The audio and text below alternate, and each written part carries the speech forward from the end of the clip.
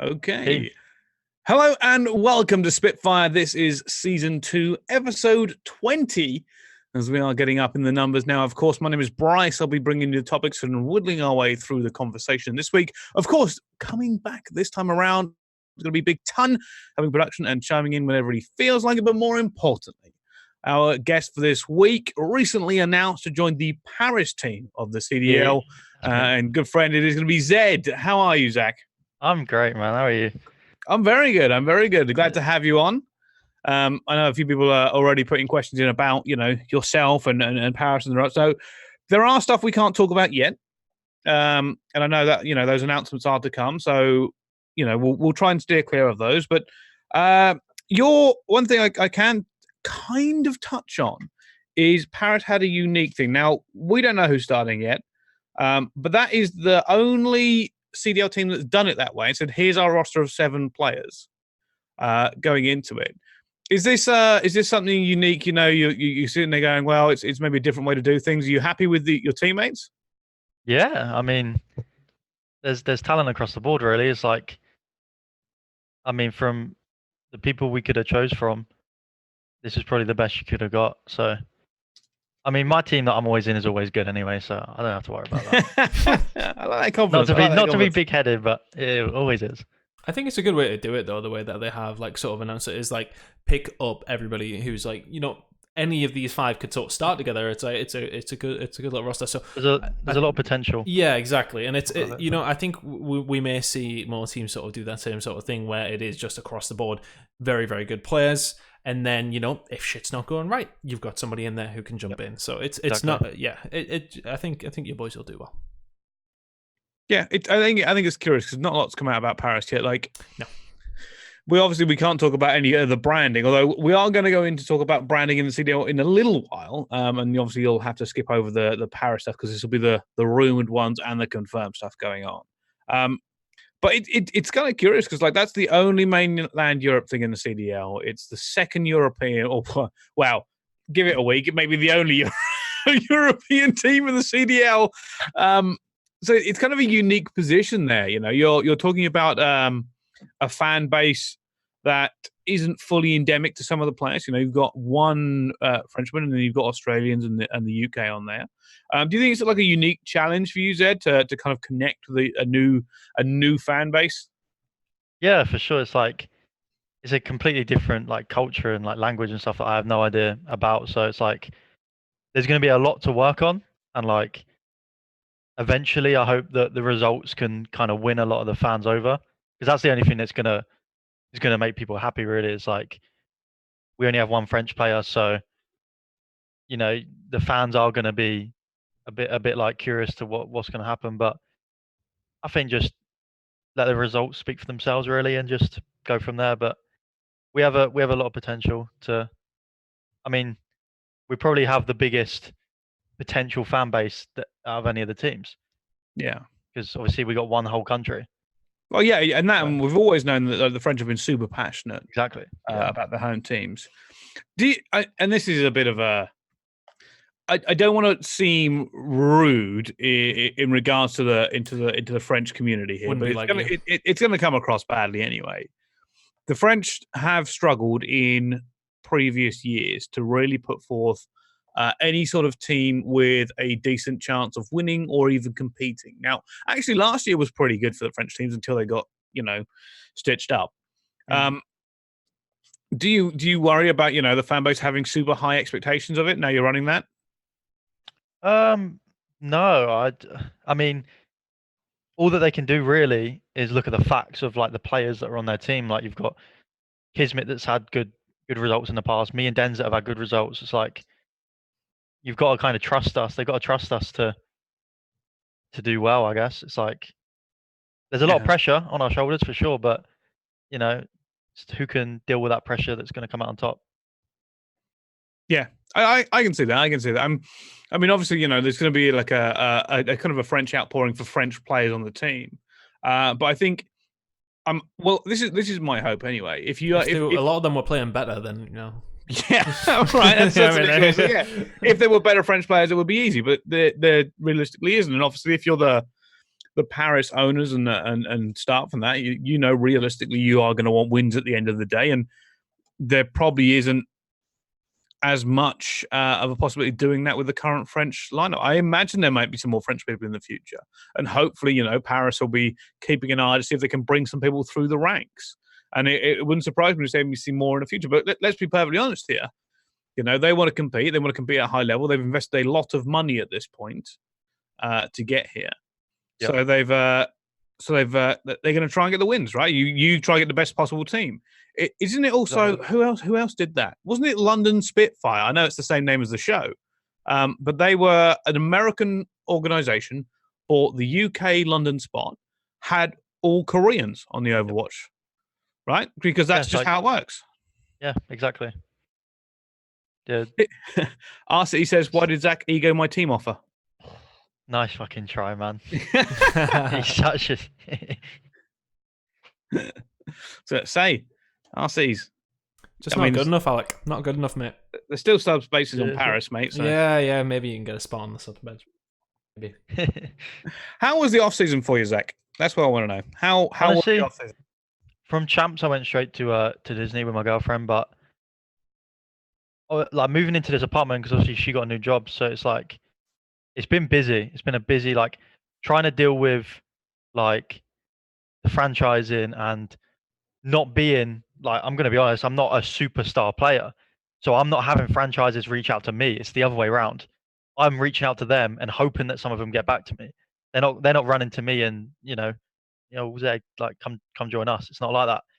So it's like I'm doing everything. It was stressful. It's been a stressful few months, but I'm just glad it's all settled down and the game comes out like tomorrow. So yeah, I'm excited. Well, I said to a few people, I don't think some players will just have. I think we'll just have to wait. And I think it has been one of the issues with the franchise in this off season is because the staff haven't been in place and there haven't been this this ability to have kind of a good scout and to lay out essentially like you'd have a board or whatever and right, who can we get here? Who can we bring onto this roster? Let's start throwing around some people, see if they'd even be interested in joining us to begin with. So instead of like loads of players getting quite a few like at least nibbles here and there and then kind of figuring it out later on, it's been like, oh, all the superstars have been snatched up, like the top fucking 25% of players. And then they've had to, and then the lower ranks have had to kind of go out and find them themselves, which, in my opinion, is a little bit wrong. But again, it comes down to there not being all the scouting potential there could be, and some people, not really having the ability to go and find the correct talent, or at least put those offers and have those conversations. Yeah, it was a hard time because I was like, right, I've just got top 6 at champs, got 4th at Miami. Like I'm in a pretty good spot as a player. I consider myself up there with, the best. I'll consider myself one of the best players on rec during the if you look at the whole year as a whole. Yeah. So I was like, right, I'm in a pretty good spot, but that wasn't the case at all. Like it was getting like nerve wracking in a sense until Paris reached out. Yeah, we've said this about European players though, that they are grossly overlooked, and like it's obviously the same thing has sort of happened with you to a point. Obviously, you did get an offer still, but there was probably SMG players, probably not on a similar level to yourself, who are American, who probably got picked over you for their teams. I know obviously you'd be happy with where you've ended up. Your squad's looking good, but still, like there would have been other people who maybe thought of you, but then maybe prioritized an American over that. And whether that's my fault for not having a bigger brand, like maybe. I mean, that's something I do want to focus on, but possibly. But I think and this is just like an objective thing, right? Because I was a big fan of Reciprocity's content. Still am. I still think they kill it. But I thought you came out very, very well in that. I could see the tweets after that went out and the comments in the YouTube videos. You're a fan favorite. People loved you. Reciprocity were doing well. The only negative for you in that part is that maybe Dylan becomes such a big star on Reciprocity that, he maybe took some of the limelight off the fact that you were consistent all year. Your brand definitely grew, in my opinion. So, but it's still, none of that excuses. It doesn't make sense. And it has got to be this friendship circle bias we've spoken about before, people getting their friends into teams. Because and again, right, this comes back to the staff issue.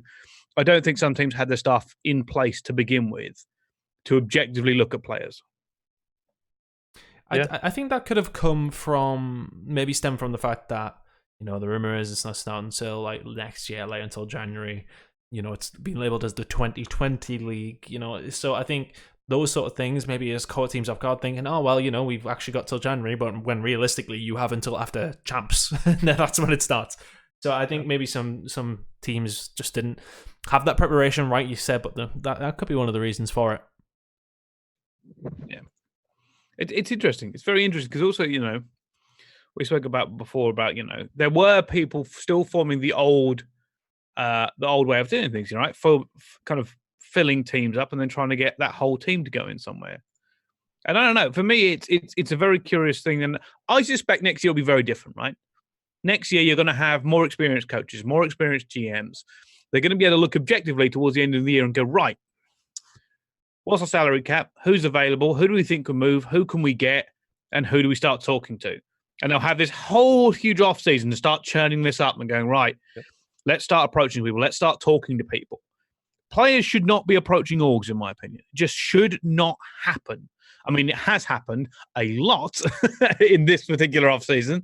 And I've spoke to players, right? Players have been worried about getting picked up and saying, oh, what can I do? Who do I talk to? And I'm sitting there going, I'm trying to give the advice of just chill out. You're good enough. You should be fine. When realistically, I'm sitting there going, why on earth are these players having to chase after GMs to play when everybody knows these players want to play regardless? And yet they haven't even had a DM or a few people starting DMs. I think that you mean being active about it, being there's nothing wrong with being active, but I think that's maybe one of the things. I mean, it's the same for me and you, like to a point of where we have to sometimes email saying, "Oh, hey, I exist," sort of thing. It's maybe just one of those sort of things. You know what I mean? I think it was always going to happen this year. I think the way. Obviously, there wasn't that much info released around champs time. So, like, this year, I felt like was always going to be like this. But as you said, I agree, Brice, like next year is going to be a lot more structured and done properly. But I feel like this year was always going to take the hit. Yeah. Which is just unfortunate for some people. Yeah. I mean, we still heard reports of orgs now having players and still not having staff, which is just insane. Honestly, it bothers me way more than it has, and we spoke about it almost every single week on this podcast. How do you pick up players without having a GM or coaches who can work with these players, who can bring them into the team to begin with, right? Like how does that work? Because a coach is going to walk into, and this is the first time. Like I'm not, and this is just as an example, Zed, for you, because I don't know the Paris situation, and we're not going to go into it because nothing has been announced. But imagine you come in with a coach you don't know next week and he's not a good fit and you're like, well, I didn't actually want to play for this head coach, and this head coach could have a severe impact on your playing career, right? Or a GM, same thing, or an entire coaching staff. And you're thinking these guys are going to make us lose, but I have to listen to them now because they're my coaching staff. Well, that just creates a big conflict. You have no opportunity to do that. I mean, maybe you get the opportunity to help pick your coaches or give your input into it there. That may be the best case scenario. But it just seems insane to me that you didn't get a chance to find out what the interior of the team is going to be like, the culture, like what you're expected, how they're going to try and improve you as a player, because that's what coaching is. It's trying to get the absolute best out of any player. And right now, Zed, you have no idea whether the person who's going to be coaching and you're working with all year is going to be any good or not. Yeah, I see what you mean. Luckily, I'm in good hands with Paris. They know what they're doing. There's a lot of stuff to be announced soon, so I'm looking forward to it. Comes out. Yeah, it'll be good. I am very much looking forward to it. I'm thinking so Paris is an interesting one for me because I haven't put your group like as a top one because I think the talent is a little bit it's good, but it's more of a potential than some of the other teams. Like it's one of these ones where we're like, oh, we're not entirely sure how this is going to work, and it's either going to be great or it's going to be okay because you pulled over a lot of people from Australia. You've kind of thrown a Frenchman in the mix. It's kind of one of these mixed teams. You're like, well, is this all going to gel quite nicely? It worked in Reciprocity when Den's come in, but we've seen UK French teams not work before. And we don't even know who the starting five is, right? We don't even know who your team actually is at this point. A thing that not a lot of people knew was at the start of last year, me, Shawnee, and Wiskins, we actually approached Dens and Shocks first. They were going to be our two for Reciprocity. That was going to be the team, but Shock said no because of uni. So as soon as like I kind of got the chance to get Shocks in the lineup, it was like kind of just, he has so much potential.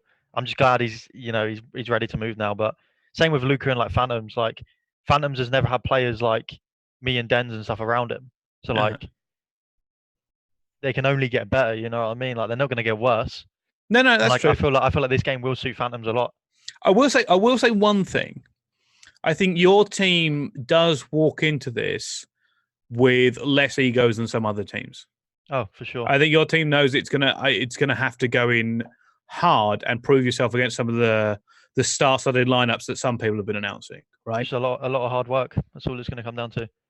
And we got 7 players that do want to do it. So yeah, I think that's the thing for this year as well, right? We know, and I don't want to this isn't typical of COD players, but there are definitely some out there who are just playing for the paycheck, and that's not a problem if they can back it up. But some of them are way more hungry than that, and we've said this before. I can't remember when this was said about people losing hunger now they get their regular source of income, and it happened basically when COD started to go a little bit legit.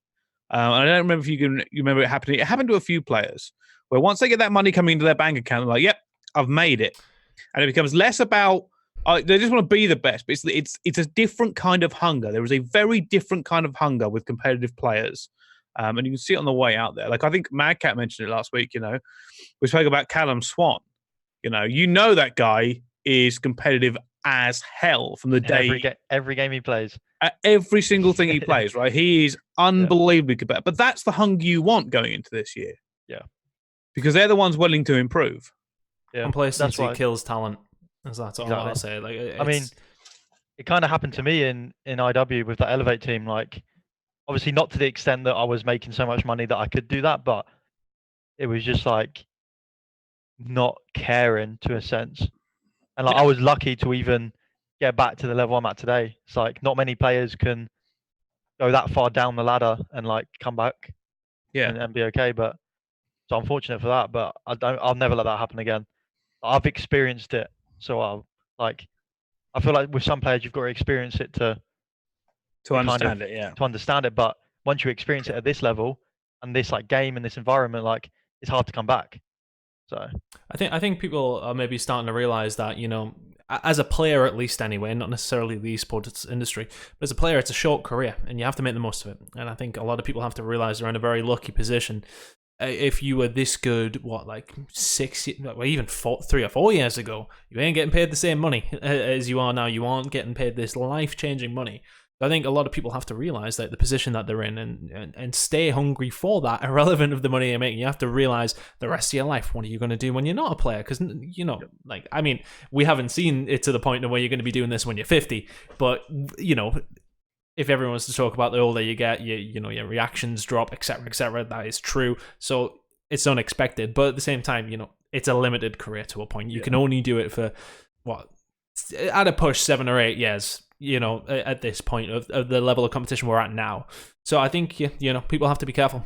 Complacency, as I said, will destroy some players, and they can't be complacent. If they are complacent, you will get yourself replaced by a young, hungry player, and you can't do that. You can't do that.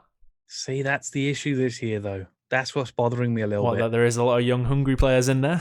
There's a lot of young, hungry players who aren't sitting on sub benches because some teams don't want that sub bench stacked, which is mental. Some teams have maybe spent all their money. Exactly. You don't have the room to get the good subs in, so there's not going to be the opportunity. So it's curious for me how this year is going to go. I think some missteps have been made. I've made it very, very clear. My opinion is basically written into every podcast at some point. But I'm happy to be proved wrong. That's the thing. I actually am perfectly happy to be proved wrong because then I learn, and then we move forward and we reevaluate. But I don't know. It's very, very interesting to see how this is all going to play out, especially with a brand new game.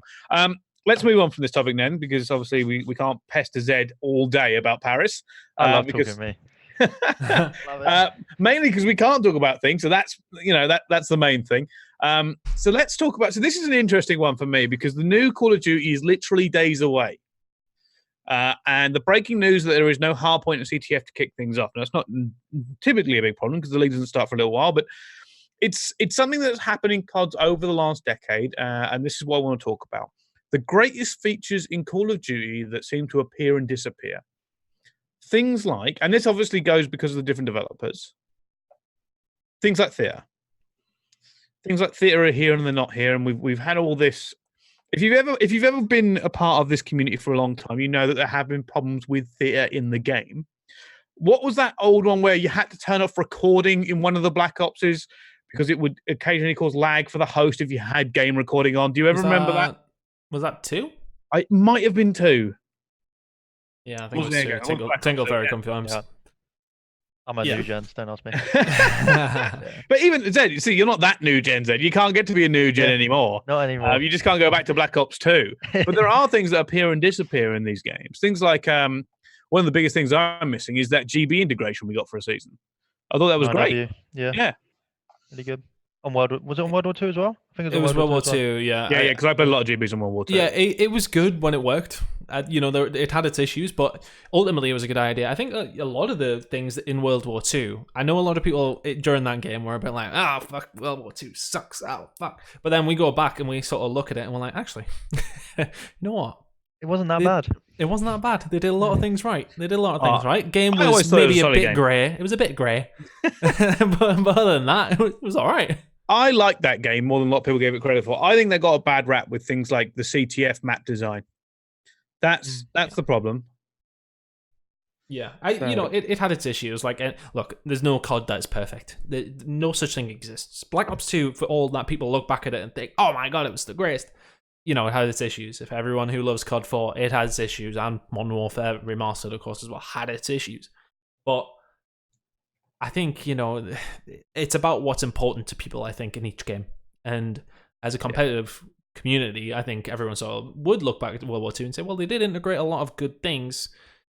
Maybe if there were some other elements from other games in there that combined with this, it would be great. I mean, in our heads, as competitive players and competitive people who are involved in the scene, we just look at it and think it's so simple, but then, maybe everything doesn't link up how we want to link up.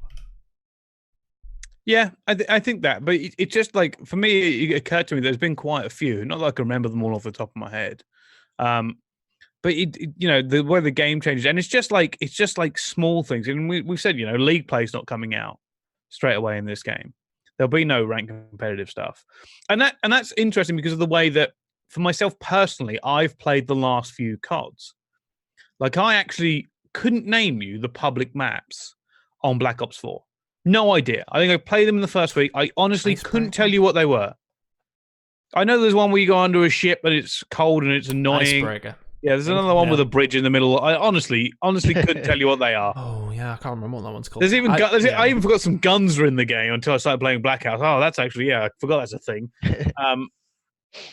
But yeah, I played Blackout, and then when Rank Play came out, I played Rank Play. And so it's been the same. Like IW, I didn't play a lot of IW. I'm not going to lie to you. I played a lot of MWR. But every single year, it's slightly different how you approach the game. With World War II, like, I didn't play a lot of GBs on Black Ops 4. World War II, I played tons. I played so many because you could just get one for the GB thing. It was, you get your team in there and then you could all just jump in and you don't have to worry too much about adding 8,000 people and changing hosts all the time, although you did have to keep doing that trick where you go in and out of the lobbies and stuff. But it's one of these things like, here's a good one. Ice Cream Truck says team camos. AW team camo is pretty nice. World War II ones right at the end of the game. Right at the end of the game. The World War II ones. World War II came out at the end of the game. Black Ops 3 came out at the end of the game. So bad. I just hope they do it because I've been playing like. If they're ever going to do a really good job of it, this year would make perfect sense. Completely different games, but I've been playing this off-season a ton of League of Legends and a ton of Rainbow Six, and you just look in the store of like skins and camos, and it's all like I went on Rainbow Six for the first time. First thing that popped up was an Evil Geniuses camo. And it's like, we're investing so much money into this year into esports, like Call of Duty esports, then why not do it? Like, it's a win-win. If you look at the model of Overwatch, if it follows something similar, then you would imagine, yeah, we're going to get shit. I hope so. I think, admittedly, Rainbow Six is a really good. They're very, example very good with their community because very, their very infrastructure. So Rainbow Six's infrastructure, I actually think, is fantastic. They've done so much with that game, and bearing in mind, a lot of people probably haven't remembered because they've only actually got into Rainbow Six recently. Rainbow Six actually had a disastrous launch. It was not good. That game was not good on launch, and they have been killing it ever since. Same with Rocket League. Rocket League killing it, just constantly bringing things out. And you know, how good is it? Even now, right? When you log into the game and you see the world champions on that screen, or the world championships coming up on your COD screen, you're like, yes, because someone will look at that and Google it and figure out what that is. And that's one more viewer or fan that goes towards making this even better esport. Yep. And we just want more of it. The community just want constantly more of it. And now we've got locked in franchise teams. I'm hoping that they're already working on those camos. It sounds simple, doesn't it? That's the thing. I think that's the annoyance. I tell you what, just get Lion Man to make them. I've seen them on Twitter. He's been killing them. Those camos are sick. I'd buy them all day one. All of them. There's so much they can do, man. There's so much potential. Even like, I don't know, like CS:GO do it. Like, do you know where they do like stickers? Yeah. And like, you know, like you could have like an MVP of a Call of Duty event. Why not throw that in the game? Yeah, that would be sick. Engage the fans. I don't know. Just there's so much to do. It's one of those ones where it's another thing we really want to come back. You know, we want it into this game. Here's one thing about this. People have been talking about CTF. We're back on the ground. You know, we're off of advanced movement. Is it a game mode that gets revisited again? Because I know World War II, people were not happy.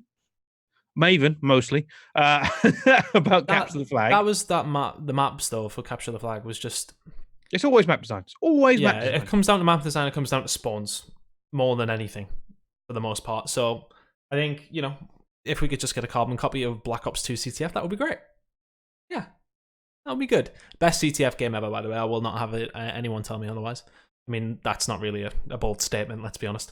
But yeah, anything. They just have to look at how Black Ops 2 did it. Like, everyone appreciated the anchor role. You know, even as somebody who had to play slowly, you appreciated that. You appreciated players who had to sit back. We don't mind people sitting back every now and then, but it comes down to being able to manipulate spawns, being able to, you know, have a quick game and you be able to cut them off. Spawns are the main thing for me. Spawns and maps are just massively important when it comes to CTF. I think this game, the way it's styled, as in, like, you know, it's a little bit slower. You can't like just sprint across the map dead fast for the most part anyway. I think it should be solid, but it comes down to so many different other things. Yeah, it really does. If you're in a chat, by the way, and you can think of something that we've had in previous cards that we don't have anymore, or things that keep appearing and disappearing. Like I said, I think theatre was one of the main ones. Obviously, we've got different perk system this year, so it kind of gets rid of that, because we had the pick 10 system that was revolutionary. Now it's, I don't even know what the system is called. Gunsmith. That's what it's the Gunsmith system, you know, with 8,000 things going on. I don't mind the Gunsmith system. It's a little bit more complicated. I like the fact that you could change mid game, because I'd unlock things mid game and change it automatically. See, I don't know how much I love that for competitive though. I don't think it's a problem. Yeah, I suppose being able to change on the fly is sort of adapting. And then if you are adapting, you know, I don't know. But I just don't know if it throws too many variables in there. Like, everyone's setting up for one thing, but next life you can have something else, sort of thing. I have a counter to that, and it's a very specific counter for basically for me and you, is less time between maps. Do what, sorry? Less time between maps. Well, you don't have to wait for the players to change everything between maps. But then we don't get to have our lovely discussions, Brice, about the map. Oh, honestly, there's nothing worse, and you can probably tell I hate the conversation between map 1 and map 2. I honestly don't think you listen to me half the time. I zone out. You don't listen to me and Cass, never mind in between games. So I mean, it's just I dislike it, because I'm always sitting there going, "Come on, players, hurry up." We know you've got to break after map 2. I know you have to change your game mode. I'm like, please just make it fast, because I just want to load into the next one, because we've just seen a hard point. But I don't know. I'm thinking it's very interesting. Apparently, there was a leak of Codcaster. Yeah, I was having a look. It looked pretty basic, but I mean, we don't need anything crazy, you know. I'll tell you something that has disappeared. Something that has disappeared. What was it? again. Specialists. They come back, they disappear. They come back, they disappear. And I'm perfectly fine with it. I don't know if I as am. in like not having them in. I mean, I have in two minds about this. Now, the hardcore competitive side of me is saying, they've always been a wild card.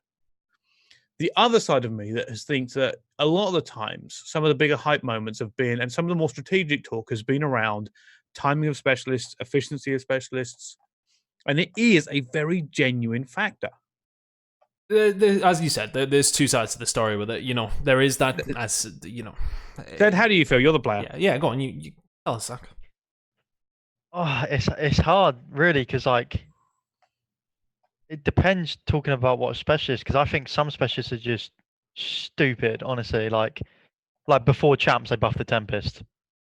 Like the Tempest is like, it wasn't in the patch notes, so no, they didn't. Well, apparently not. But I don't mind some specialists, but maybe make them a bit more team orientated. Like you can't just pull out an annihilator and get 6 kills. Yeah, that's not competitive. Maybe pull out, I don't know, something to do, something like Overwatch where you drop like a circle that if your teammate's standing it heals them slowly. I don't know, something like team based. Yeah, I can see that. Not that gets kills. Things like Crash. I thought Crash was a great one. Yeah, I like Crash. Exactly. That's a good example. Crash really good. I thought Crash was fantastic. I mean, it's same thing in Rainbow Six, very similar one. They got an adrenaline boost thing for the exact same reason. But somebody said, so here's another one. Black Ops 2 had pages and pages of loadouts. You could name each page for each game type. So I remember that. So you had rows. You could just switch. Hard point, S&D, bang, bang, bang. Yep, that was the high level of when David Von der Haar was absolutely destroying it, absolutely killing the game, as in in a good way, I should say. When he's just doing everyone was like, "EV, can we have this?" And he was like, "Yeah, just fucking put it in." But yeah, things change, unfortunately. But yeah, I think something like that would be good. But Gunsmith, as I said, does allow you to do things on the fly, and more to your point of arguing for being able to change in game. Is that it does take time. It's not a case of being able to do it. You are out of the game when you are doing it. So I suppose there's that side of things. Just while I remember that one, but yeah, I wouldn't mind that for each game mode. That would be a lot nicer. Yeah, I wouldn't mind that. I really wouldn't mind that. I was trying to think of anything else coming in here. I mean, score streaks disappearing I'm not happy with that because I used to like the mechanics of juggling objectives. I like that mechanic. I like the fact that objective players get rewarded and can potentially get something to double back on. Just having it on kills, it forces a different play style. I mean, even less so this year though, because there's skill streaks now, isn't it? Yeah. Another thing I've never liked that. Yeah. Another thing to note though, I don't want to say on leaks and everything, but people are looking at screenshots, people who already have the game. And there was something about turning on red dots when they fire on the minimap as a custom setting. I think I should get rid of that. Now it should just be permanently on. It should just be permanently on. I think it should be an option. Give it back. Give it back. Absolutely, absolutely. I like that it's in. It is at least going to probably be in competitive now. However, I mean, don't get me wrong. I would love it all in game modes, but this is the thing. It's always. I mean, I feel like I'm rehashing an issue here, but it's always been a case of, okay, we want to blur the lines between competitive and publics, but it seems like we're changing a pretty fundamental setting in competitive now. And it's just like, well, Zed, I want to play the same game. I want to ask Zed, did you play the EMW beta? I did. What do you think? What do you think of the minimap thing? Because I mean, don't get me wrong, right? This is my touchstone. Is I'm terrible anyway. Yeah. But you play this at a high level with comms, and you probably play with good people too, right? What did you think of it? Because it is a shift. Personally, I didn't like it, my personal experience. But I think a lot of that came down to the spawns being shit as well. Honestly, the spawns just didn't make sense in the beta. They never do. To be fair, they never do in the beta. So, if the spawns were maybe a little bit better, then it could have been easier to deal with. But the fact that you had no minimap and then the spawn sucked as well. There was people spawning next to me, in the middle of the map, not even on one side. If I'm blocking one side of the map, you should be spawning on the other side. That's just fundamentals of COD. I mean, if you want to remember the beginning of Black Ops 4, though, remember some of the hard points. I mean, the hard point spawns were never that great, but I remember what they were like at the very beginning. The on spawns, Seaside. The spawns at the beginning always suck, and it's just saying that they have to, as much as they test it, they have to collect the info from millions of people first to be able to fix it. So I hope it does come back. I have no idea what the plans are for that, but they're listening. They changed it within the first day, so that's the main thing, really. Yeah, that compass thing at the top doesn't have the same impact. No. Is that not just because we're not used to it, though? I think the issue being is it still doesn't give context. Like, it's difficult to on the minimap you can kind of figure out roughly where your teammates are, and then figure out roughly where those red dots are, where they should be, and then you pick the spawns. And it's the same thing. Like, all pro players do it, all competitive players do it. You track. Pro players are just better at it. They're just better at knowing where players are going to be. It's decision making. But I see, and this is the thing, right? Because this is obviously we're a Call of Duty esports podcast. It's not just Call of Duty. We definitely don't go on that fucking Modern Warfare Reddit, which is just terrible most of the time. But it's something that people who don't play competitive games don't really understand. Because I had a touchdown of, I had people who used to play regularly in Lantern near me. And when we used to play, they were like, how do you know where I'm coming from each time? I was like, well, I'm just tracking where you should be and where you are in times. And like, you just did that. And yeah, that's just something anybody competitive player ends up learning as part of the game. Casual players don't do that. Casual players will know roughly where you're spawning if they get a UAV up, or if they can see that minimap anyway. But they have no idea of time. They have no idea how to work that map in the same way, right? And obviously, it gets even more intricate as it goes up. You know, pro players are figuring out exact timings and stuff of rips. But I don't know. For me, it's a very difficult one to justify, because I don't know anybody, and I mean anybody, casual or pros, who really want it. The only people I saw casual who liked it are who like hiding in buildings. And that's annoying as shit. The people that play the game maybe once a week. Yeah. Yeah. Why not listen to the people that are playing the game 8 hours a day? Because they're going to notice the most and know what's good and what's bad. Well, because, it's most... Well, I want to say that, I don't know if you're specifically meaning competitive players. Playing 8 hours I'm talking day, like... Just generic players who play it all the time. I feel like... I always remember a tweet from Summit, and he said, why do these developers not listen to, one, like the competitive players, and just the people that play the game all the time? Like, they're going to know what's going to be good for the game and what's going to be bad. Like, why try and make it easier for someone that doesn't play the game as much? I don't know. It's a very controversial topic, really, but I don't know. That's my outtake on it. Yeah. I also think some of the map design this year, like, for me, with streaks being a part of competitive since Black Ops 2, it's always been kind of hit or miss each year on how good they are and what's involved. Because people take the attack chopper, right, from last year. Obviously, it had to go. Because even trying to shoot it down, sometimes that thing is weaving between buildings like the guys off Airwolf. You can't hit it clean. And if you do, and depending on the spawn, like, you just can't get a rocket to it. Like on Gridlock, you can't get a rocket to that in some places on that map. Yep. So it has to go. But we're having more and more of that kind of thing happening. Like, basically, you just want like a lightning strike and a hailstorm. That's basically all you want going forward into every single game. And I haven't actually looked at it on this game. I can't remember what the Modern Warfare one was. Did anyone try it?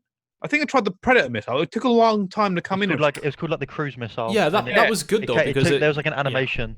Yeah. But it's a low kill streak. You only need to get like 4 or 5 kills. So it shouldn't be that powerful. Like, let's be honest. And it wasn't. I mean, once it hit the floor, it was strong, but it took bloody ages to get it down. It gives people time to... Yeah. Cruise missile incoming. I've got 30 seconds to get into cover. Yeah, if you call it in the right place, you're going to get kills. Yeah. But it gives people a chance to hide, which is good. Yeah, it's good. And then you got personal UAV for 2 kills, which I don't really like. But yeah. Why not just put a radar on? I don't know. Well, yeah. I mean, that's everybody's thought. I think you made a good point, Brice, is when it happened is, so the mini-map, with what they've done by putting just your teammates on, is they've just nullified the point of having a suppressor ever. I didn't get that. Why would I ever want to run a suppressor now? Isn't it supposed to do other things? Isn't it like it does a little bit less flash so you can see a bit cleaner, and it's supposed to make less noise? Trust me, if somebody's shooting, I'm going to know it's there. Good. in the A lot background. of people It doesn't have sound like a headsets dolphin, these but- days, bro. Yeah, exactly. Yeah. Everyone Okay. does. All surround sound on their big TVs and their sofas where they play once a week. Yeah, you hear that shit. Yeah. Yeah, I don't know. Bizarre. All right, let's move on then from talking about features we want to see into there was a rumored leak of all of the branding coming out for the CDL. Now, I've put it in the chat. And one thing we won't talk about, or at least you won't talk about, Zed, is Paris's. Because we don't want to get you in trouble. We can do it because technically we haven't been told anything official, so we can guess what we like. It's just a rumor. This is all public information. Rumor. Yeah, so all public rumor. Basically, the names have been floated out and about for a while because of the leak that went on at the Call of Duty thing. And now some teams are releasing branding. And there was a big one come out today that gave us all 12 teams and their branding. Let's do this first one first. So Zed, after this, we can move on with Zed. Chat is saying it got confirmed fake. Like It got confirmed fake. Well, it can't be every single one of them because some of them are out. Is it really all fake? Well, of course, you've been able to use the ones that are out. I mean, when you look Let's at let's talk about them anyway. Let's talk about them anyway because some of them I don't know if they're any good. Now, if that's the Optic logo, I tweeted about this morning. It's the Optic one that bothers me the most. If that's the Optic logo, yeah, I mean, it surely it's not. No, it's not. Surely it's not. And I can see what because some. Fuck. I said this morning. Someone said, "Oh, there are a few fake," and I guess which ones will be the fake ones. And it doesn't make sense. I think the Mutineers one's actually really good. Really like the some of Mutineers. them. The Vikings one's awesome as well. Yeah. Sorry, Vikings. That's who owns it. I don't know. Yeah, I like that. The Toronto Ultra one, I thought, that could go either way. It's just maybe not as stand out as the rest of them. I thought that maybe. I still like Dallas Empire. I really like their branding so the far. Empire one's good. Although they're killing it with brand. First of all, their release, because I mean, this is a topic anyway. We might as well move on to it regardless, right? Their branding, I love.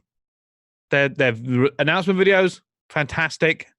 And they've been putting some shit out today. Hastro put it out, and it was only a joke, but he put because of this rumored Adidas Modern Warfare thing. Actually, wasn't it confirmed? If you get to officer rank, you can get one of the 300 pairs. And one of the pairs, yeah. Wait, what's that? So if you haven't seen this, there's a pair of shoes for COD, 300 pairs available. If you can get to officer rank, you can message them on a first come first serve basis to try to get one of these pairs of shoes. From Adidas or whatever it is. I don't know how much they are either. But yeah, limited edition. I'm going for that. I know, but you get a chance. Yeah, you get a chance to get them. It's not. It's definitely going to be like guaranteed. 300 staff members of. I just wanted to slightly touch on the Dallas thing. I just put in the chat. Did everyone see the Raised by Kings thing? That's what I was talking about. That thing's ridiculous. Very, very, very similar. I mean, let's have a look. Hold on. Let's have a look. Because I'm all for Dallas. I think everything they've done is great and everything like that. I think, I absolutely love Astro. Really nice guy. But those logos are really fucking similar. Actually, the more I look at it, I mean, now I look at it. No. Yeah, they're both crowns. I mean, that's it. They're both crowns. Okay. All right. Okay. I changed mine and everything I just said. No. Yeah, I think I love the envious stuff. There was I don't know if you saw it because Hastro put out this is something I love about playing around with branding, right? London have already put out their stuff. They've already put out a load of merch. Dallas are doing the same thing. What did Hastro put out earlier? It was like a mock-up of this shoe around the branding. And this, I mean, I have to show you this, and I will put this into. I'll actually retweet it now. If everyone wants to go look at it, you can go on Hastro's or mine. What, the Adidas ones that they got made up? Yeah.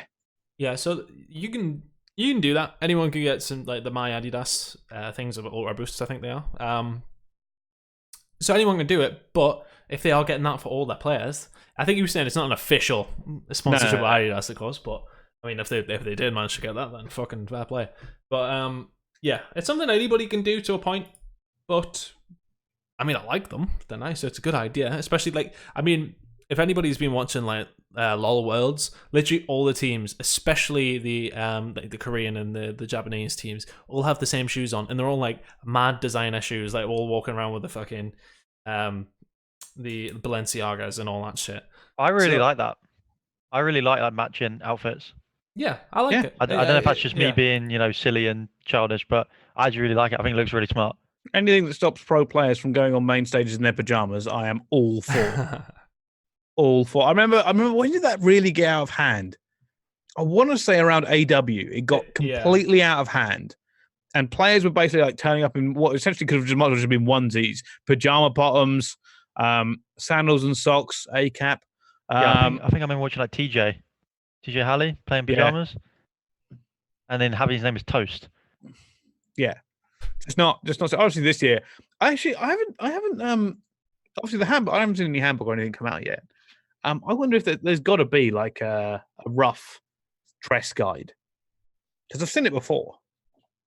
I know that there was one in the last few years. Like you're not allowed pajamas on stage. Yeah, was it not the beginning of World War II? There was during World War II and last year. There was like you had to wear like there was no shorts allowed. It was like joggers or jeans, but then people still got away wearing shorts. So I don't really whether they're going to be enforcing that better this year. I don't know. I think they will. Yeah, I think they will. You only have to go look at Overwatch, and this is one of the things, right? Is we kind of get to look into the future, 2 years into the future with COD, about everything they've been doing. Everything they've been doing, because we get to keep an eye on what they are allowed to do, and it'll be more or less the same thing that you're allowed to do here. And you're going to all walk out as a team, and you're all going to be dressed up, and I imagine you're all going to have to be very much on brand most of the time. Yeah. And that'll be a change, right? So, even after events and in public areas, you're going to have to be more careful because there's going to be people breathing down your neck, not just one manager who's pissed somewhere else at the bar, It's like, it actually feels like you're in the big leagues now, if you know what I mean. It's like, there's a lot that could go wrong very quickly. Yeah, you mean your ass will be getting fined if you don't wear the Paris trackies on stage. Yeah. Here's the thing. Do you think, because I think Optic didn't do this for a while, and I like that Optic did this. The Optic whites. You remember you couldn't buy them, like the official team jersey. Mm-hmm. I think all teams should do that. You shouldn't be able to get the official. You should get something close, a replica, a different color scheme, whatever. I like that because obviously then it's a little bit prestigious. But then, even if it's just maybe it's just a jacket. Yeah, I get that. They're going to be like, oh, we're not going to sell you this, and somebody's like, well, I'll buy it, and you're like, oh, okay. Yeah, I think making the team's jerseys slightly different is better as well. Yeah, I know what you mean though. It's like an exclusivity thing. Yeah, I feel like at least like not allowing a lot of them or something like that. Maybe only selling like 100. Like at least making them, a little bit. But that's what 100T did so well with all their merch, is that they didn't make much of it, so then everybody else wanted it, and it's like, that's just a marketing model for anything, like really. The apparel that London have released already has been really good. Really good. No, because the white one was better. I don't want to fucking hear it. I don't want to hear it. Rubbish. The white one was better. It is rigged. I saw it live. I can't believe this has happened. The black one is the better windbreaker. Odie, I thought the white one was better. Well, you're wrong. Don't listen to this man. I'm glad you I dress significantly better than Bricey. Take my opinion for it. Yeah, see, Odie, right, okay, no, get him right. I'm not having it. The white was so much better. Yeah, no, black was way better. Again, the white was better. I was gonna say like that ties in again. Like I saw a lot of people say the black was better, so why not go right? We're gonna bring out 500 of these and that's it. Yeah, like and make the black ones exclusive. Like there's potential to do that. I did. One of the questions was I did think the white one did look like an Olympic one. Well, I just thought it went better with the colours of the British flag. Like that's what I thought. Like great, it's the same colours as the American flag. Well, yeah, but I mean, it's not going to be that big of a. It's not going to be that big of a difference, Tunn. There are 10 American teams in the league next year. You can't go, oh, we're taking the red, white, and blue. That's not going to go down well. It's got London on it. It's fine. White, it's UK. Our colours are UK and also Beefeater. Yeah. Maybe it's red and gold, right? Anyway, it should still be black. Right. And the white looks better on windbreakers. No, it doesn't. It doesn't. I think both look really nice, to be honest. But I They did both think the did black look was nice. better. I did think the black was better. Nah, you're both wrong. I just like black though, because black hides the fat. So we're all wearing black, all of us. That's very true. How do you think the white either? But you know, so merch is coming out now for the teams. There's been some big announcements. I was going to talk about Dallas. We haven't talked about Dallas at all, apart from like merch and stuff. We've been talking about London again. This is Odie's fault, who's in the chat right now. So Dallas got announced finally after a great series of things, and we kind of knew. This is the issue: is that especially behind the scenes at Esports, it all gets released early. People are terrible with NDAs, awful. So this got announced, and a lot of people are hyping up this Dallas team. A lot of people, because it is stacked, right? It's not like it's not stacked. It does seem to have some very much legends of the scene, and people are curious about: is this the closest to a God Squad we've had? People are asking about this. The Empire going in, Dallas versus Chicago is something people are already talking about. The kind of the rivalries going on, because Krim gave a very honest interview about his exit from Optic. I don't know if you guys you must have seen it on the whatever hacks or whatever it is. Yeah, the Discord. Yeah, that was funny. It was funny, and it shows a good side of Krim, I think, because it shows that anger from him, which is what we all remember Krim for realistically. Yeah, I mean, we love a storyline, don't we? So I think, it just helps create that. And it's going to be, imagine when they play each other, everyone's going to be like, oh, fuck, Crimsix going up against fucking Optic, etc., etc. It's going to be great. It's going to be great. I did like the way they did it, though. Their videos were fucking great. Every single one of them. Like, getting tingles and shit watching them. Like, just... Each player had a storyline. Yeah. To why they were there. Yeah. It was really good. So good. So good. The team itself is an interesting one, though. They've taken some risks. They've taken some risks, but if past sort of players, like as an inexperienced players, are to be anything to go by, then typically they do all right. I mean, I know that's a very broad sort of presumption, but I think they probably looked at players like Abizi, they looked at players like Simp, and seen what they did before they got into the pro scene, and see how well they were playing, like online, etc. Italy is another iteration of that. Name of the other guy, Shotzi, on that team as well. It obviously has caliber in other games and is a talented gamer, but there's still not confirmation that they are definitely going to be at that level in this game. But you don't know that for any of the players, it has to be said. I just, like Brice said earlier about the God Squad comment, like, if you told me that this team, like 4 or 5 years ago, I'd agreed with you, but look at the talent there is now. Like, it's true. Like, within the league. Look at that Seattle team that just got announced, like, the Seattle team the Seattle one's been confirmed, hasn't it? Been released, right? Yeah, but like, I tweeted about that one, and I sort of said this is weirdly going to be underestimated, and it is. You look at that team though, and look at who's on that roster, and you sort of talk about that roster before last year, and you go, fucking hell, that's a good team. But then, players have one mediocre year, and suddenly everyone's like, eh. But I honestly think people will look at that team and underestimate them. I really do. I mean, they shouldn't. Now that I'm saying this, they shouldn't. Same for us in London, really. Like, even like London a bit bigger. Like, you have Scraps and Dylan, two of the best players on Black Ops 4, but they're going to be underestimated because of the other teams that are being built. Like, it's just how it is. There's just so much talent spread out now. It's just predicting this year is going to be the best. Predicting this year's going to be mad. We don't even get. I'm hoping we see an exhibition event to kind of give benchmarks before we get into the league. Yeah, we need it. We need it because I couldn't tell you who's going to win this year. I mean, admittedly, think about how bad 100 Thieves started off, and then they become a dominating force towards the end with a little change. I mean, everyone thought 100 Thieves would do well at the beginning. Yeah, they didn't. Ultimately, they ended up doing all right with one change, I suppose. So I think a lot of people thought Reciprocity wasn't going to do well. Yeah, we believed. Everyone. There was very few people that thought we were going to do well, and it was looking that way. Like before the PLQ. I mean, discovering Dylan helped. Yeah. But here's the thing: Reciprocity were fairly consistent before Dill. No, they were. The Vegas, we kind of sucked. And we knew that. We knew we were quite under practice. Like we went into Vegas not knowing that shot punching was so powerful. Imagine that. You're never going to do well. I still can't do it now. And we couldn't scrim. We couldn't scrim because our internet was so bad, and they were cut off all the time. Oh, I remember this. It was all over December, or the whole month of December we couldn't scrim, and Vegas was in December. I forgot about that. Yeah. Like we couldn't even watch streams or anything, and we couldn't even learn the game. But I feel sorry for Denz a bit being like given that sub position because he was never a sub. He's never gonna be a sub. But worked out for him. Yeah, it did. Well, look at him now, but sub as in a sub. Yeah, and then Dylan now. Machine gun. Yeah, submachine gun, not submachine gun.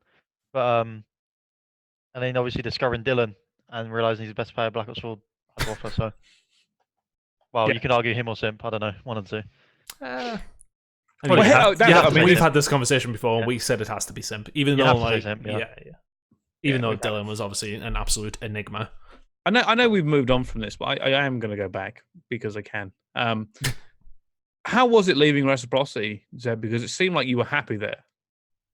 Honestly, after Champs, I'd say, where was I when they called? I was in North Carolina, so it was like a week and a half, 2 weeks after Champs. And they rung us, and we kind of knew it was going to be bad news. Because like, we were waiting like the whole time.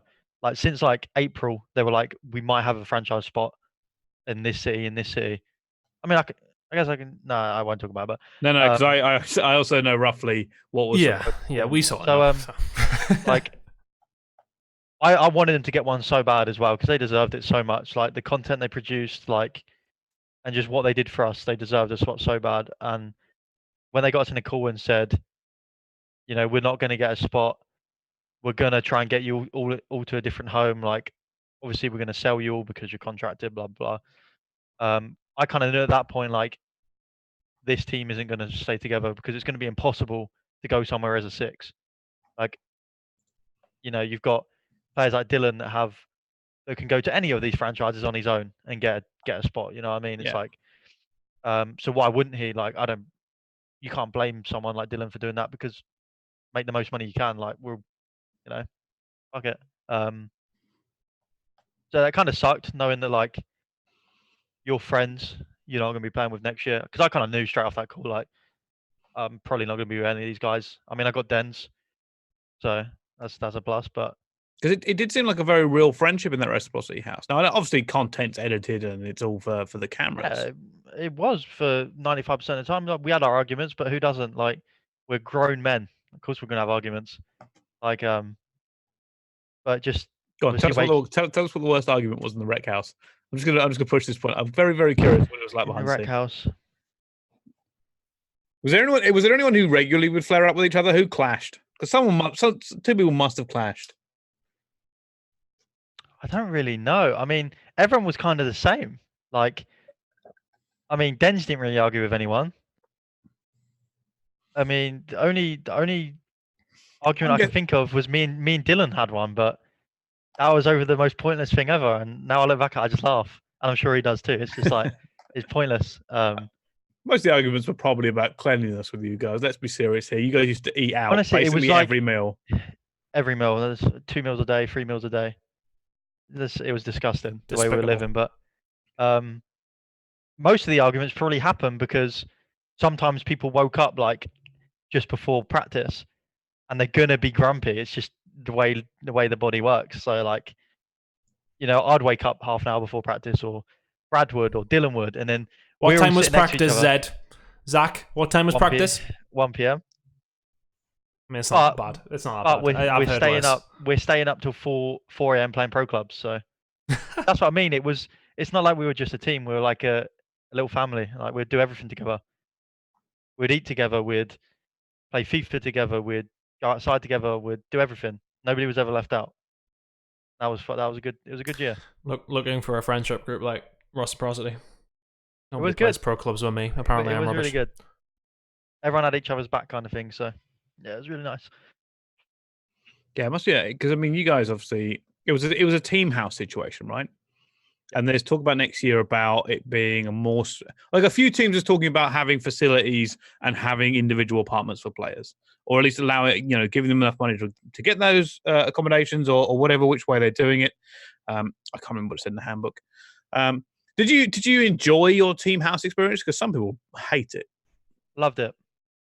Absolutely loved it. But I wish we practiced in an office as well, because I feel like living in a house and playing in the house and being in the house all the time kind of gets repetitive. But I feel like we boot camped at the Genji offices twice, and waking up and going to them offices was so productive because you just feel like you're actually at work.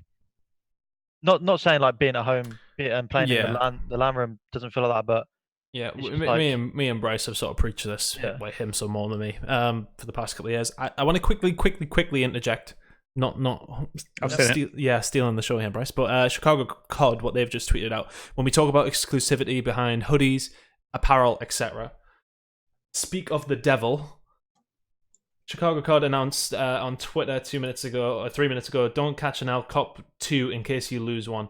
So there's a Founders Edition hoodie that they've just released without the logo on, because they haven't announced the logo, but they've said there's a hoodie coming out that you will never be able to get again, and there's only going to be a limited amount. Like, that sort of thing is, I mean, that's smart.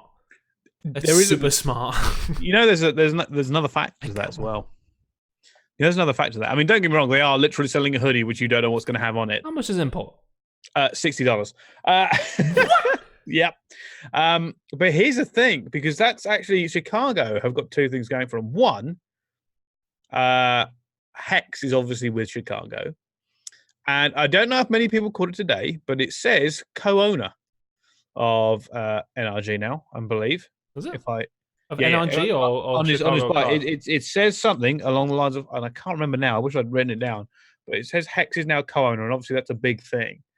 Co-owner, owner / co-CEO of NRG, SF Shock, and Chicago COD. So the Hex is fully behind this now. I mean, it's smart. He ain't stupid. Was it $60? Let's say. Yes, it was $140 for me to get that. Mate, if you thought you hadn't already clicked on it and had a look, you're very much kidding yourself. You love Atlanta are teasing as well. I can see why some have already got their branding out. It's not a long time. Branding should already be done. Everyone should have to do it within a week. Get it all out. Start throwing it out here as well. I'm guessing there's like people trying to give each other a little bit of space, but a lot of them are now overlapping. Speaking of rumors that come out, rosters that come out, the subliners have looked at full roster. Doug Sensor Martin finally on that team, and their logo has come out, which was, I think it was basically all leaked by Sensor by accident. Actually, it was leaked by his wasn't one of his what's that name? Like his art creators for his stream. They put out a full Twitch remake for Sensor. I saw that.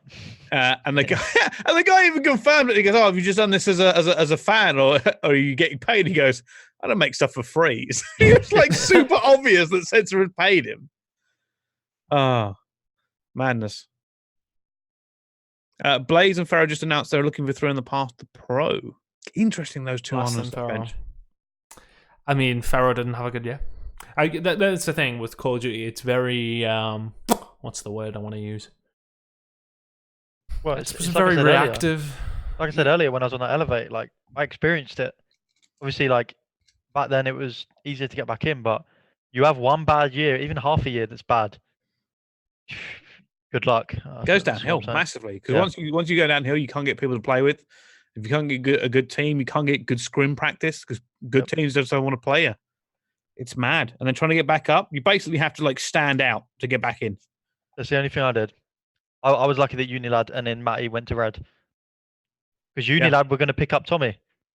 Or Josh. No, they were going to pick up Josh. I remember this whole saga. It was Tommy. They were going to pick up Tommy. And then Tommy went to red and asked to join red. And then Shawnee didn't like that. So Shawnee was like, fuck that, I'm picking up Zach. I remember the whole thing, actually. That was the only reason I got in. That's the only reason I got in, was because the rumor was Tommy went asked to join Red, but then Tommy ended up making his own roster and come in top 12 of Busted. champs. So. It sounds like Tom's got himself a roster though, doesn't it? He's been tweeting out and whatnot. I think you'd be mad to not have Tom in a roster anyway. I was surprised. I'd be like, come on. Like the guy, no matter what Tommy has done in his long career, one thing that he has going for him is that no matter what position he is in, he finds a way to do well. Yep. He has played with full French rosters that weren't any good before he joined. He has taken unknown players to the top like multiple times. Like that Fnatic roster. Was it Fnatic? Yeah. Yeah, the Fnatic roster. Nobody thought that team would do anything. Anything. And they were good. Same thing with Reciprocity, right? Said it earlier. Nobody thought it would do an awful lot, and then that's another team Tommy's good. And admittedly, they were good after Tommy left, but still, you know, he doesn't team with bad players. He's a good asset to have. Yeah, within a team. Same with what I was saying off stream. Same with Shawnee. Shawnee's the exact same. There's so much work Shawnee does behind the scenes that he doesn't get credit for. And if only people knew, I think everyone would have him, to be honest. But it's what it is.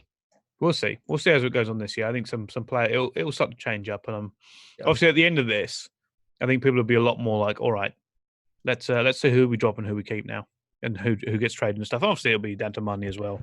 Who spends the money for the better players? Right. If you are watching at the moment, there are a fair few of you questions in the chat section of the show. So if you put a question in, we will have try and answer it. Obviously, nothing too long or too big because we can't cover it in the small amount of time we kind of have left into this one. I love it when people ask us our thoughts on franchising. Yeah, like, Jesus, like, oh, can you go through franchising for us? Well, we could do, but we'll be here for 2 hours. Who will Scump be going to? Current rumors, Chicago, right? Yep. The rumored Chicago team, which you can find on Twitter. It's like what it was. The rumor. The rumored is formal Scump, Arcides, who? T2P. Yeah, you threw me off. Yeah, it's a good team. The Chicago roster on paper is insane. But again, you know, we could go on about that. Like we don't know how these teams are all going to work.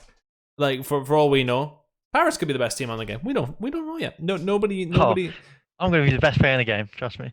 Go please, but I will be. People are asking if you got the game yet, Zach. I don't think wish. you'd be on here if you did. Yeah. You're looking for that sneaky early copy? I wish. I mean, I know I have 0 friends in North Carolina, so. I've got the plug for tomorrow. I can't even. I actually may not get to play this till Monday. That truly sucks. It does suck. I mean, technically, if I wanted to, I could probably go play it tomorrow, but it wouldn't be my own copy, and I'd be going to do that thing Gfinity announced. But I've got like work the next day, so I'm not sure I can do the whole thing. And it's a big. Gfinity announced it, did they? Yeah, Gfinity. That's okay. I was thinking, Gfinity doing a launch thing. Oh yes. Okay. So Saturday I'm working.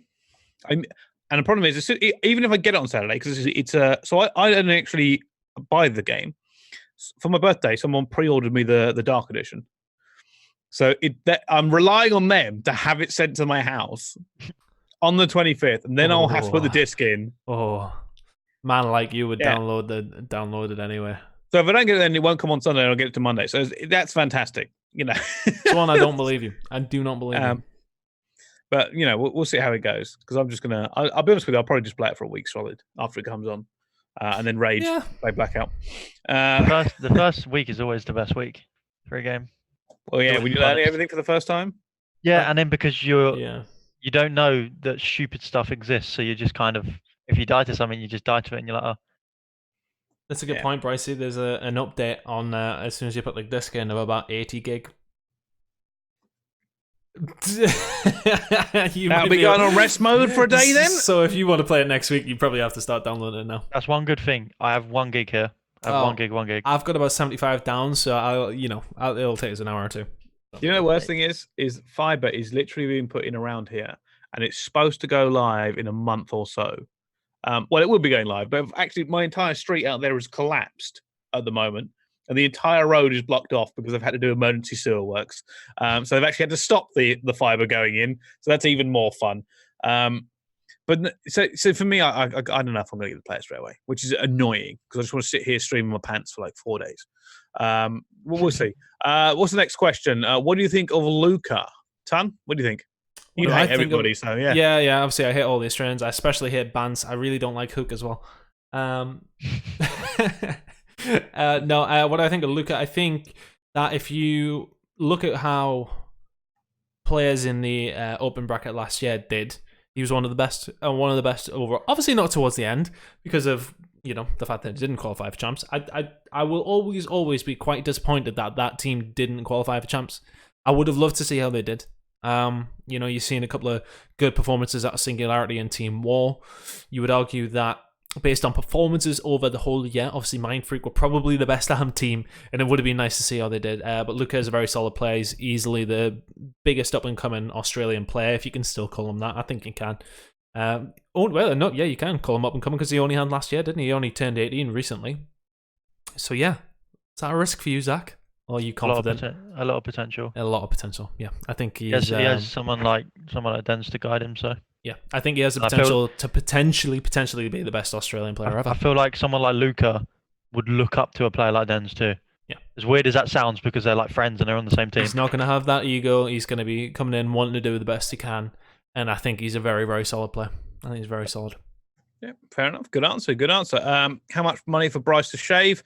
Turns out I'll be shaving tomorrow. I've got to get my hair cut as well. Oh no! I know it's gone the terrible facial hair. It's been a terrible experiment. Chat, can we just confirm for anybody who missed the pre-show? Right, Bricey doesn't shave his cheeks. This is just the only facial hair that grows in. Oh, it's so funny. You literally naturally grow a goatee. It's fantastic, isn't it? Yeah, I love it. I can't believe it. Right, brilliant. Do you think Brizzy will be an undroppable player because he's a sole French player? Probably. I don't know if he'll be on the roster, but he'll be on the undroppable because he's the only French player. Honestly, if you were to pick up any French player, he's easily the best one. He's pretty fucking good. He's bloody good. Yeah, he knocked you out of champs, didn't he? No, he didn't. We didn't. No, he knocked Team War out. Oh, no, I'm pretty sure he reverse swept him, I think. Oh yes, he did. Yeah, we were on the other side. You on the British teams E6. I was about to say, definitely did knock Zed out. Not many people beat me, but a few people did. Good run at champs, to be fair. You got to cast that LG game, right? Yeah, we did. Whew. Yeah, we did. Some people weren't happy about it, right, Bryce? We'll say nothing. I'm not throwing anybody at the bus yet. Do you think they should make a class lock for competitive to stop the in-game gunsmith? No. I think we've decided no. I think the more I think about it, fine. No. It's fine. It's nothing major. You're going to get nothing major by switching classes mid-game. Maybe some versatility, which the game could use anyway. So I don't think it's a problem. It's another element, I suppose, isn't it? Yeah. You want to take half a second to change something? Fine. Whatever. We're just going to deal with it. You're sacrificing time sat in the menus. Yeah. Zed, what do you think about that? Lock for competitive on Gunsmith? Depends what you can do within the Gunsmith, bro. Everything. Like if it's legitimately everything, and you can do it whenever you want. Well, you can't change you can't shot your gun. It's like changing class in general. I think if you shoot your gun and shit, you can't just add an attachment to it.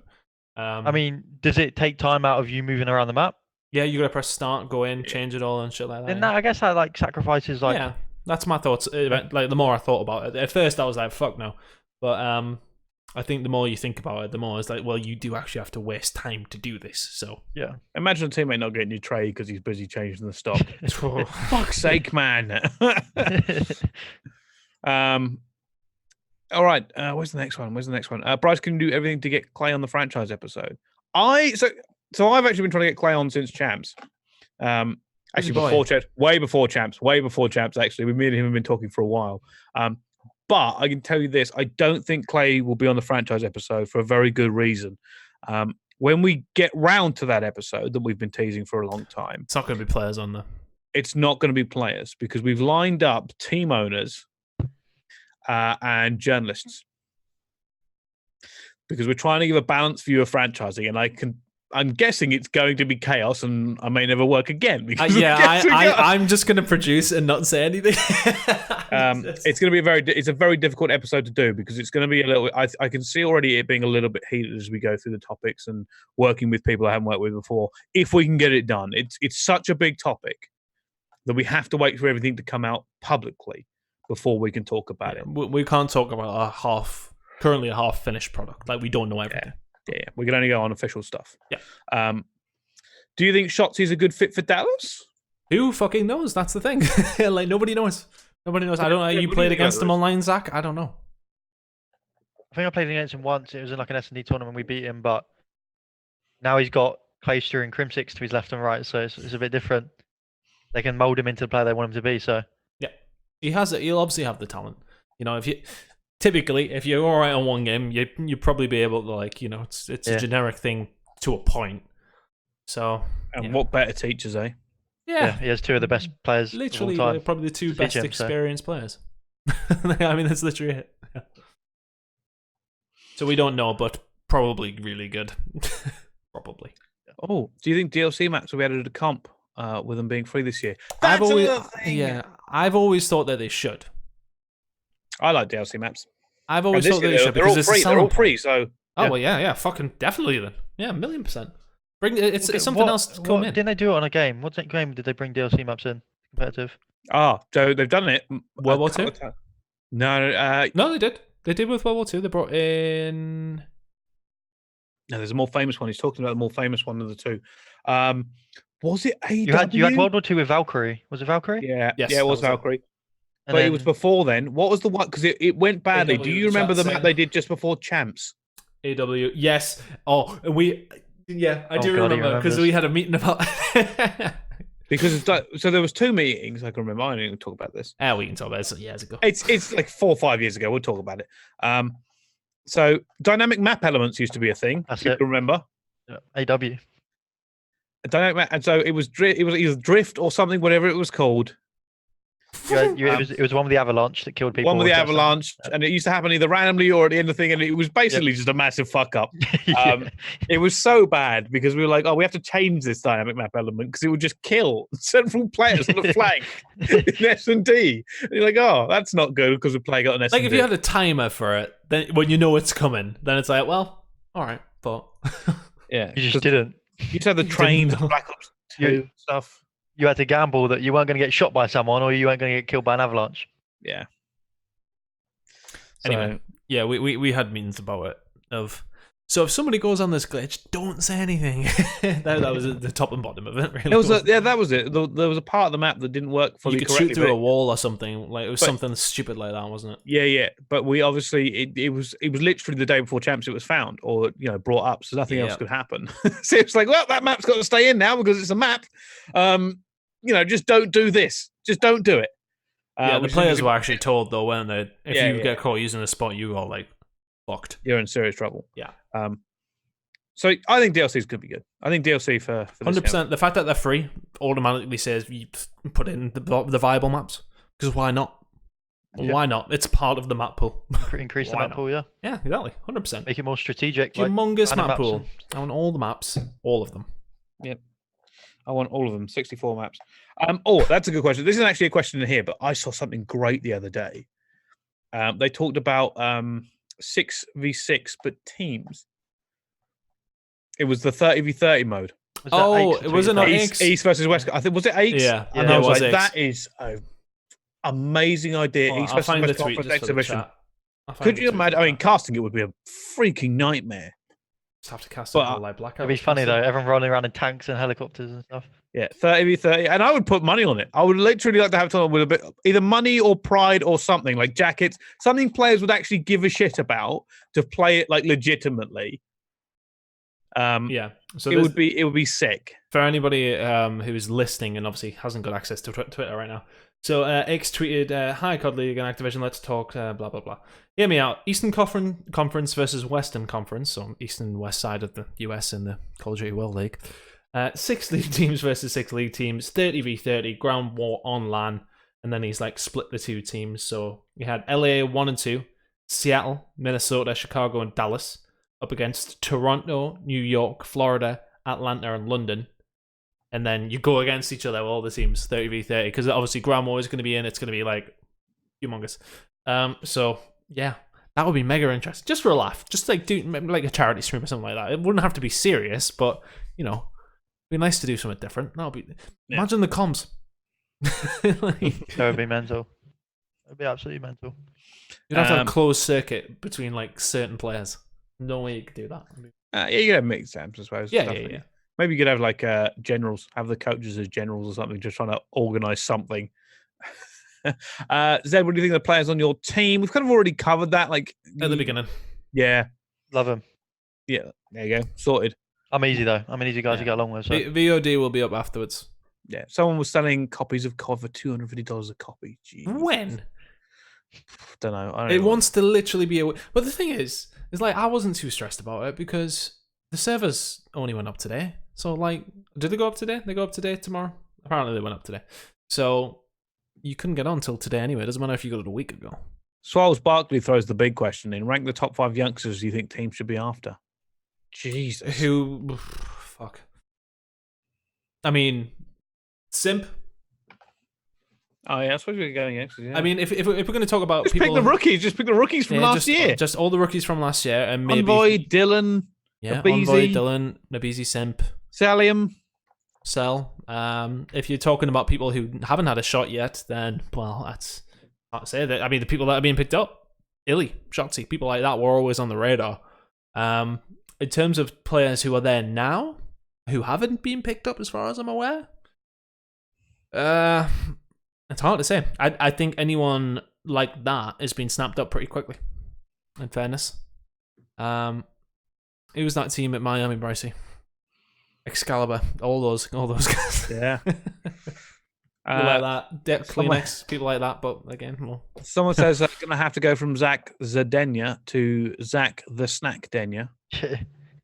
Maybe in a few months. I mean, start balling on Paris and just bribe a caster to call you it. It'll soon be all everywhere. When I'm not fat, people can call me that. Yeah, I'll never get there. Someone else, how often do you guys do the show? First time here. We try to do it every week. It's usually on a on a Wednesday, but it can be a Tuesday and Thursday because of scheduling. We do try to work around players sometimes.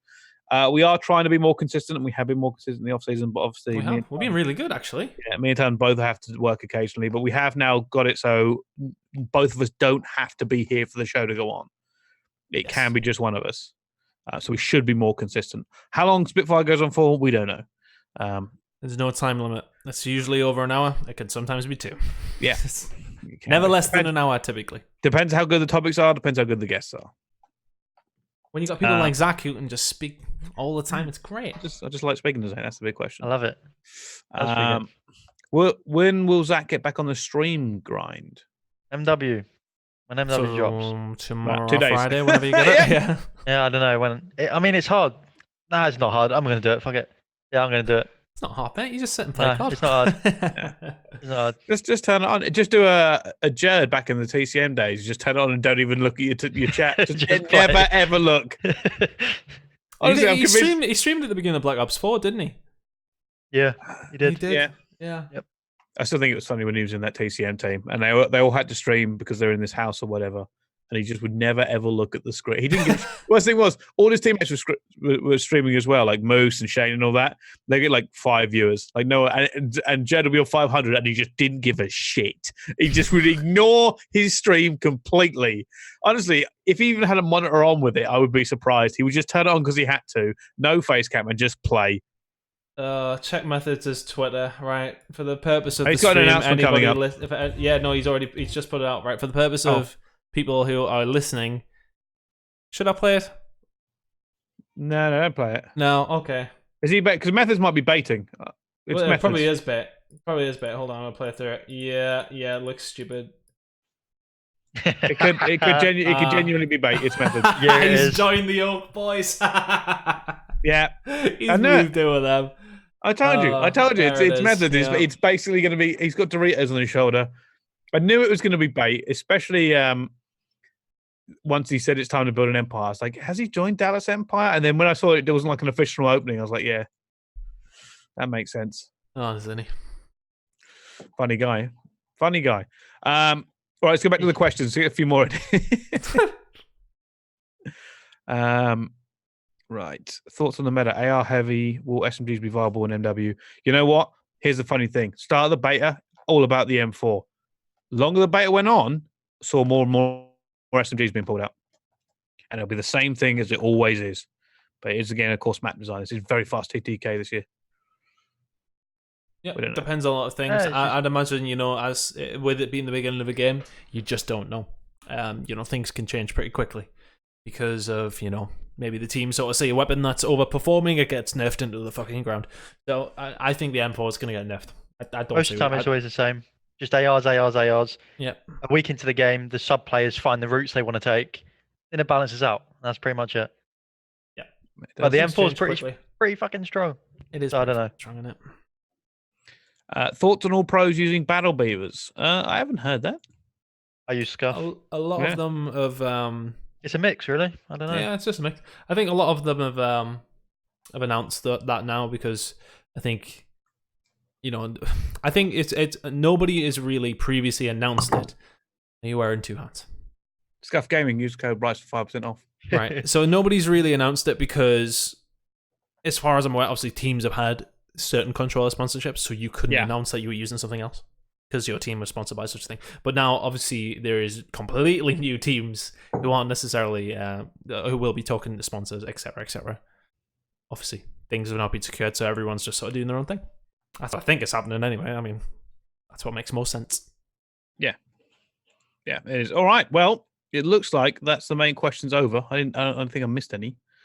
Someone asked if Zach's going to be living in Paris from now on. I confirm he's not going to be because he's in, where did you say, North Carolina?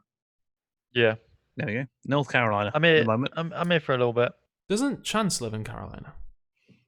Where does Chance live? It's great here. Honestly, it's the best place I've ever lived. Everything's so cheap. Cheap. So wait, no. Where did Chance? Didn't he go to Minnesota? Minnesota. That's it. On his own, just went. Yeah, fine. All right. Well, I think that will lock us up for this episode of Spitfire. Zed, any last comments you want to kind of throw out here? Any plugs? Any shout outs? No, just when Paris dominate, then don't expect it. Don't be surprised. Love that. Of course, make sure you go follow Zed on the socials and Paris COD. I believe they're still under Paris COD. So give them a follow. You can find Zed there all the time. Tunn, you? Nothing in particular. Just the same old. If you did come in late, there's been a couple of new viewers in here actually. I think it's probably to do with the fact that I put on that we were streaming Call of Duty Modern Warfare. Did you actually? Yeah. God. Hey, gotta be smart.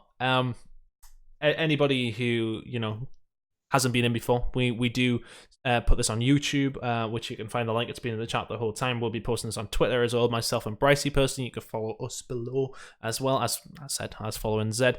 We do obviously put it on Spotify. We put it on Apple Music. We put it on Google, so you can find it all there. You can listen to it. You don't have to look at my ugly mug while doing it as well. So every cloud. You don't have to look at Brice and his everything. So this will go. So. Yeah, well, yeah, I hope so. But yeah, we're on all platforms. Just keep an eye on our Twitters, etc. We usually do put them out after the episode, so keep an eye on that. Follow all the channels as well, please. Please, thank you. Yes, we're back next week, same time. That's it. Awesome. All right. Well, like you said, make sure you go get it. I have noticed that on the YouTube, there's been less comments because I think more people are listening on Spotify, and that makes me upset. So if you have got all the way to the end here on YouTube, leave me a comment so I have something to read when I check up on the video. Yeah, I get disappointed otherwise. If you got questions as well and you're listening on YouTube or you listen on Spotify, hit us on Twitter, hit us on the YouTube. We'll answer them in the next week. Obviously, if you don't put anything there, then we don't come that. But we will answer questions from previous weeks. We don't mind doing that.